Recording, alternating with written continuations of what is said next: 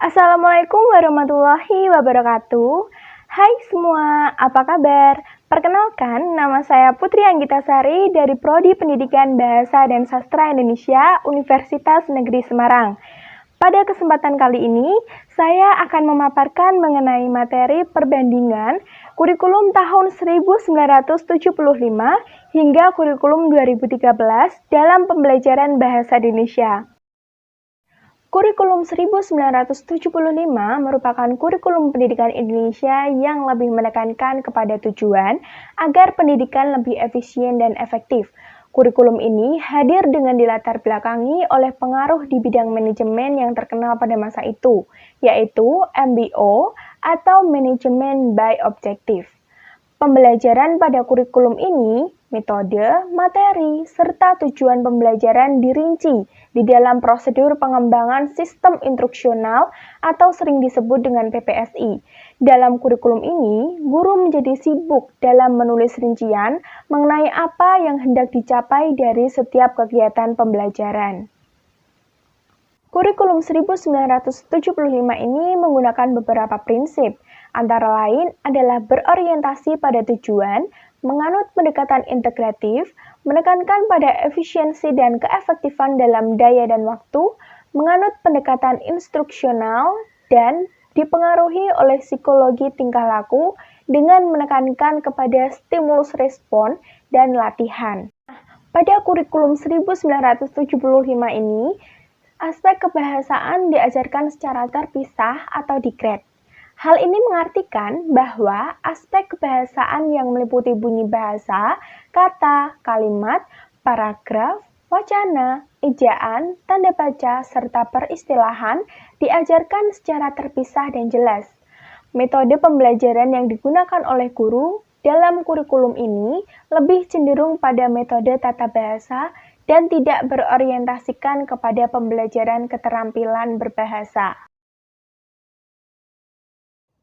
Nah, kurikulum selanjutnya adalah kurikulum 1984. Kurikulum ini disebut juga kurikulum 1975 yang disempurnakan.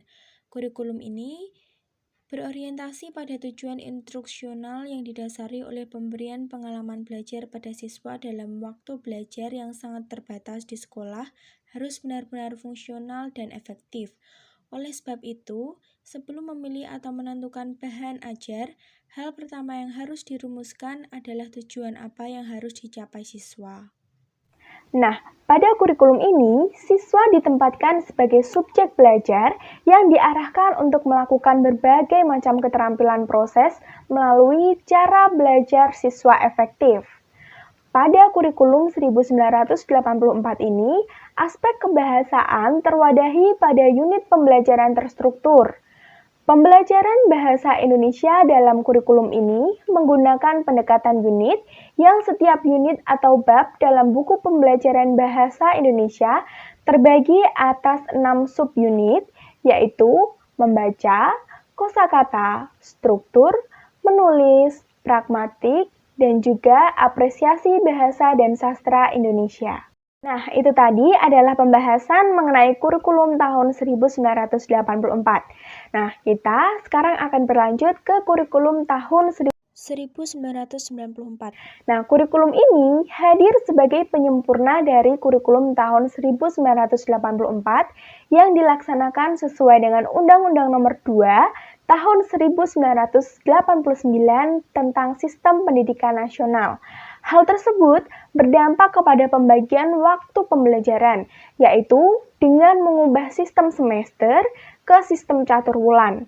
Dengan sistem caturwulan ini, diharapkan siswa dapat menerima lebih banyak pembelajaran dan juga tujuan pembelajaran kurikulum ini berorientasi kepada materi pembelajaran dan keterampilan menyelesaikan soal dan pemecahan masalah.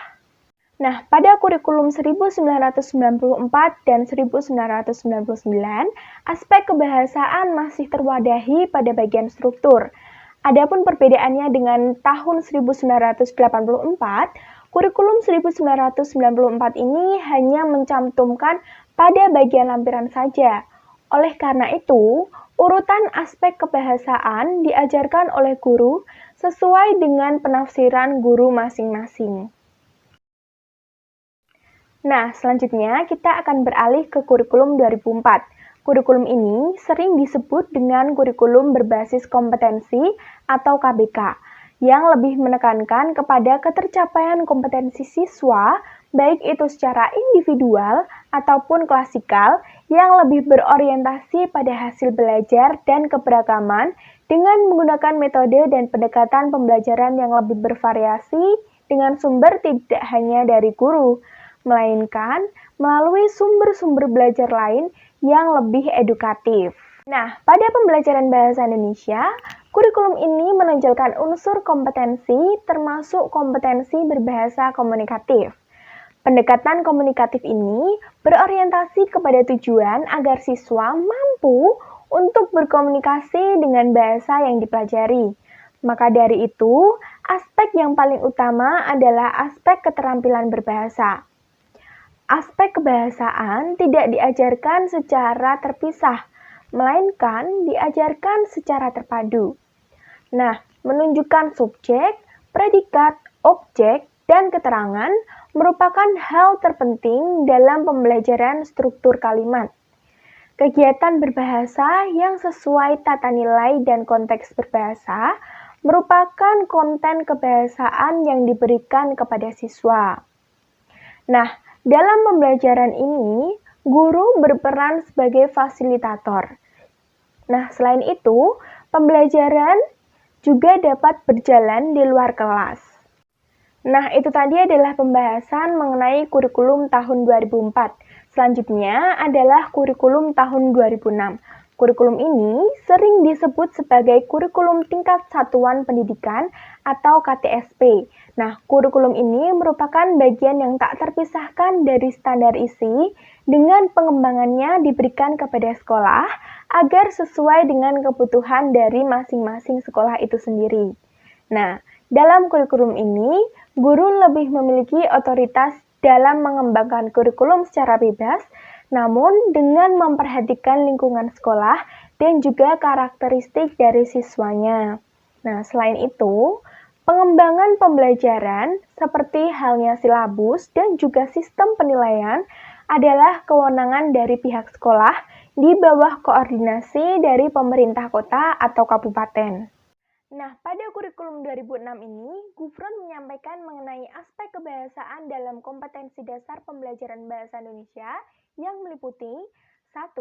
Pilihan kata dan kalimat efektif, kemudian yang kedua, kalimat-kalimat yang lugas dan sederhana, kemudian yang ketiga, bahasa yang baik dan benar, kemudian yang keempat, menggunakan kalimat yang efektif dan bahasa yang santun, yang kelima, cara penulisan kalimat langsung dan tidak langsung, serta yang terakhir adalah menulis dengan kalimat yang efektif dan bahasa yang santun. Nah, kurikulum yang terakhir adalah kurikulum 2013. Kurikulum ini adalah kurikulum berbasis sikap dengan berbasis karakter yang menekankan kepada pemikiran kompetensi berbasis sikap, keterampilan, dan pengetahuan yang terintegrasi.